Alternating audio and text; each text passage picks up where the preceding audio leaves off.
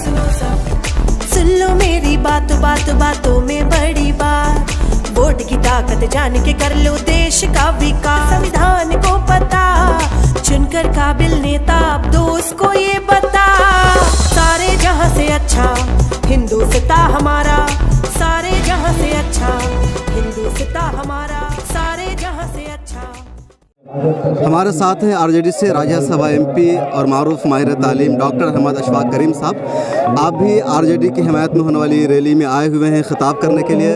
Sir, Bihar में आपको क्या उम्मीद है कि महागठबंधन की कितनी सीट आ जाएगी? महागठबंधन को कम से कम 40 में 30 सीट महागठबंधन को आएगी। ये पल रहा है लोगों में। लोग 5 साल से इंतज़ार कर रहे थे। ये ऐसा प्रजातांत्रिक पर्व है जिसमें लोग चाहते हैं कि जो विफल रही है केंद्र सरकार, इसलिए हम तख्ता पलट दें ताकि नरेंद्र मोदी की सरकार देश से जल्द भागे। सर, जो एनडीए की जो अलायंस है जेडीयू, तो उसके बारे में है कि नीतीश कुमार ने बहुत सारा काम किया है, वो तरक्की के मॉडल माने जाते हैं, तो उसकी वजह से एनडीए को भी बहुत ज़्यादा वोट जा रहा है। देखिए, ये चुनाव सभी लोग जानते हैं कि नीतीश कुमार जी का नहीं है। ये चुनाव देश का है, ये प्रदेश का चुनाव नहीं है, ये नरेंद्र मोदी जी का चुनाव है। लोग ये समझते हैं कि अगर बिहार में भी अगर साइजेबल लोग नहीं जीत पाएंगे, 30 नहीं तो फिर पूरे भारत में सरकार नहीं बदलेगी। इसलिए लोग बिल्कुल खिलाफ हैं एनडीए के, चाहे वो कोई भी हो। एनडीए को हराना लोग चाहते हैं, चाहे बिहार के हों, चाहे देश के किसी भी राज्य के हों, वो हराना चाहते हैं। सवाल आपसे है और तेजस्वी जा रहे हैं, हम उनसे भी करेंगे कि टिकट की तकसीम में लगता है कि आरजेडी से कहीं पर कुछ चूक हुई है, और ख़ासतौर से बेगूसराय को लेकर के जो युवा है, हिंदू मुस्लिम सभी में बेचैनी है कि वहाँ से आरजेडी को नहीं उतारना चाहिए था अपना कैंडिडेट, कन्हैया कुमार से वहाँ को होना चाहिए।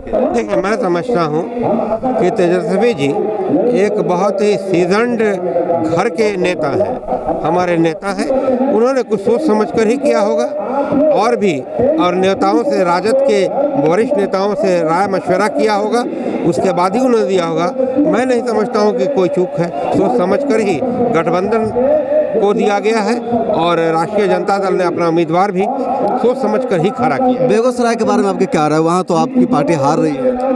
ऐसा है कि तनवीर हसन 3 लाख से ज़्यादा वोट लाए थे उस बार, और हमारे पार्टी के मजबूत लीडर हैं, माइनॉरिटी के और राजद के एक मजबूत लीडर हैं। ये हवा है। हम कन्हैया जी के खिलाफ नहीं हैं, लेकिन उनकी अभी बहुत कम उम्र है, उनको धैर्य रखना चाहिए था। हाउस में जाकर ही वो देश की खिदमत नहीं कर सकते थे। हाउस में नहीं रह करके भी उन्होंने अपनी छवि बनाई है। 5 साल 10 साल जो उम्र में है, उनको इंतज़ार करना चाहिए, इतनी जल्दबाजी में नहीं रहनी चाहिए। अगर वाकई देश की खिदमत करनी है तो बाहर रह करके भी लोग खिदमत करते हैं। इसलिए जो गठबंधन का उम्मीदवार है तनवीर हसन, वही जीतेंगे। मुझे लगता है कि ज़्यादा से ज़्यादा अपार मतों से वो जीतेंगे।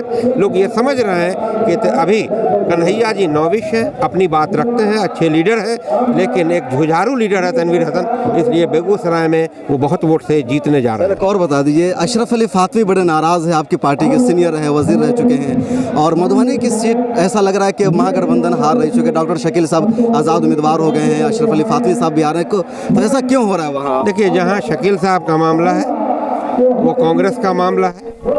कांग्रेस इस बात को समझेगी कि क्या मामला है, मैं नहीं जानता। जहाँ तक फातमी साहब का मामला है, जब गठबंधन की बात होती है, सीटें घटती हैं।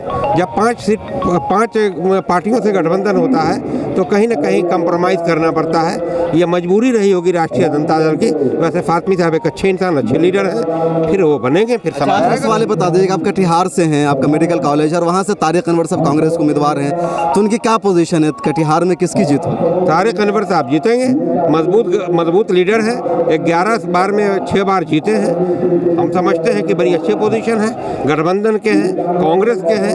हम बिल्कुल स्वस्थ हैं कि तारिक अनवर साहब जीतने जा रहे हैं और बहुत अपार मतों से जीतेंगे। तो अगली सरकार किसकी बनेगी और वज़ीर-ए-आज़म कौन होगा? अगली सरकार बहुत खुला है।